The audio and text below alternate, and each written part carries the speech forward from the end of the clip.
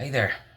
So today I'm gonna do a video, and I will do a video tomorrow and the day after and the day after. I'm gonna continue to do videos. I'm gonna try to do them 366 days, and the reasoning is this book right here.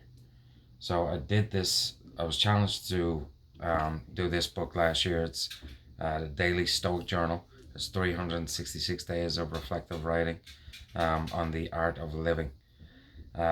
And it's by Ryan Holiday and Stephen Hanselman.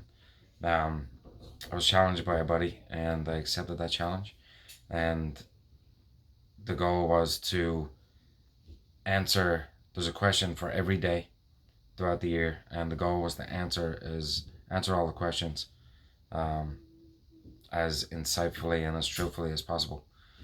So the whole idea behind it is so they the authors, they would pick certain Stoic philosophers, so Seneca and Epictetus, Marcus Aurelius, people like that. They would take some of their quotes, and then they would translate those quotes into how we live our daily lives, and then they would ask questions based on those quotes to help us infer and kind of dig deeper into our own lives and how we live and how we want to live, give us an idea of how we want to live.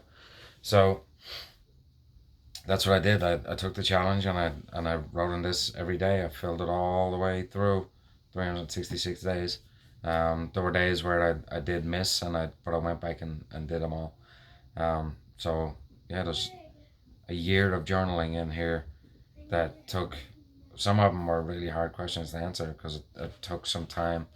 Took a lot of time to just to kind of sit and think. Um, and as the months went on, and readings and other things that I'd done to kind of develop myself, the questions became easier and easier. But at the beginning, it was a real challenge because it forced you to dig deeper. So the whole point of me doing these videos is to share what I wrote for each answer, and it's really, honestly, I'm doing this for my kids for later on. This is for my babies. So when I do these later, or when they can come back years from now and kind of see where their father got his philosophy of life from, and how he figured out how to live. So here it is. This is the first video. And I'm gonna try to do this daily. So January 1st, what things are truly in my control? So I'm just gonna share what my morning reflection was, and then what my evening reflection was. Maybe this can help you in your life. Um, so what things are truly in my control? I can really only control my actions. Even my first thought and feelings aren't fully in my control. My thinking behind that is that our first thought is typically a product of our conditioning. It's how we were raised. It's how we grew up. It's it's a thought that we've had before. It's a conditioned process, basically. We, we just, those thoughts that just pop up. We don't know where they came from. Um, it's exactly just that. It's just a thought. And then those thoughts tend to lead to feelings, which tend to lead to certain chemical reactions, which create a loop, and that loop then kind of recreates itself over and over until we become conscious and break the cycle of that thought. So that was the first part. Then I wrote, circumstances outside of my own actions are all stimulus that I can only respond to. It is how I respond to life circumstances that will determine my happiness. It's a choice. So my happiness is a choice. Life is going to do its thing. Life is going to always happen. It's how I respond to it that determines my happiness. So I can't have the expectation that everything is going to be great all the time. I can't have the expectation that life is fantastic and everything is going to go the way I want it to, and people are going to do what I want them to do and how I want them to do it.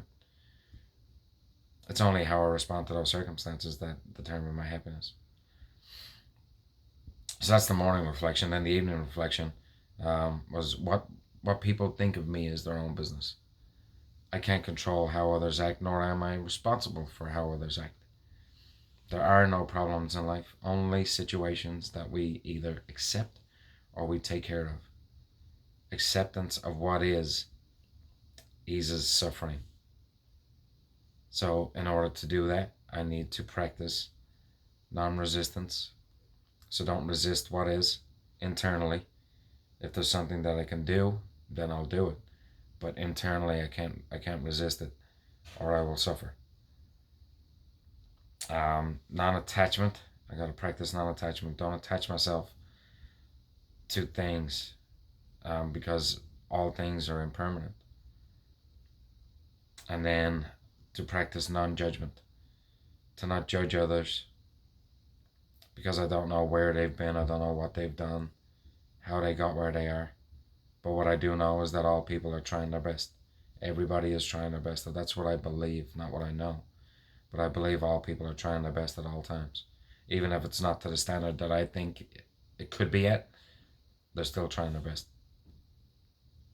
So that's how I ease my suffering, is to practice non-resistance, to practice non-attachment and non-judgment. So that's day one. There's January 1st down. We will see you tomorrow with January 2nd.